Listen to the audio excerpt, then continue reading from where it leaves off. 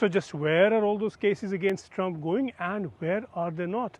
Do let's hear from Neama Rahmani, a former federal prosecutor who's brought successful cases for the Department of Justice in major actions that it has launched. Also in the private sphere, he's won more than $1 billion for his clients. Mr. Rahmani, thank you so much for your time today. For a start, when is the Supreme Court here likely to give a ruling in the January 6th case? The Supreme Court justices will hear oral arguments on April 25th and likely issue a decision at the end of the court's current term, which will be the end of June. If the justices agree that there is no immunity, then the stay will be lifted in the DC election fraud case, and a trial may still happen before the November general election. And if the court decides that he does have immunity, do all the cases against him stand erased? If the Supreme Court justices rule that former President Trump is immune from prosecution, then 3 of his 4 cases will go away. The DC election fraud case, of course, the Fulton County election fraud case, which raises similar allegations, and also likely the South Florida classified documents case. The only case that will survive will be the New York hush money case that's currently scheduled for trial on March 24th.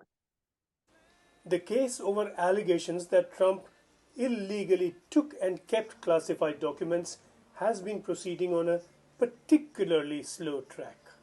If the court rules that President Trump is not immune, then it's really up to Judge Cannon to move the classified documents case forward.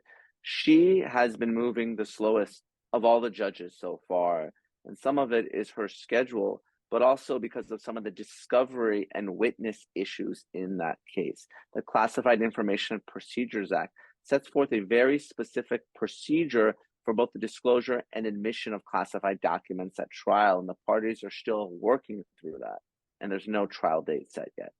And that somewhat similar Georgia case, when is that likely to proceed? The Georgia case was the last to be filed, and Fulton County District Attorney charged 19 co-defendants. 15 remain, but as we stand right now, we still don't have a trial date because Judge McAfee is deciding whether Fani Willis and her entire office should be disqualified because Willis hired her boyfriend, Nathan Wade, as a special prosecutor in the case.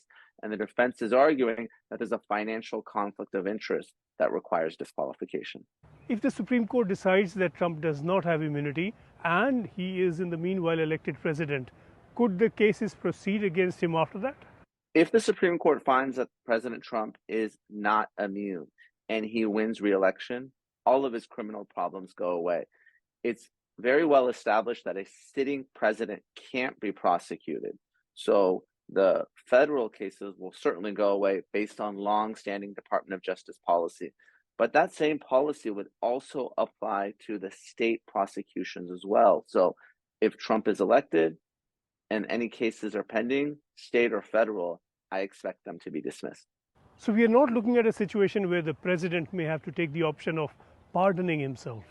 The Department of Justice would dismiss the case consistent with their long-standing policy that the president is immune from prosecution. And if the district attorney or any other state prosecutor doesn't dismiss, then Trump and his lawyers would file a motion to dismiss, and I expect that motion would be granted. And where are we finally with the New York case? That seems to be the only one proceeding at the moment. The New York case is the most likely to go to trial before the November election. It's currently scheduled for March 25th. There are no other conflicts. And the judge in the case, Juan Merchant, has indicated that he expects to go forward.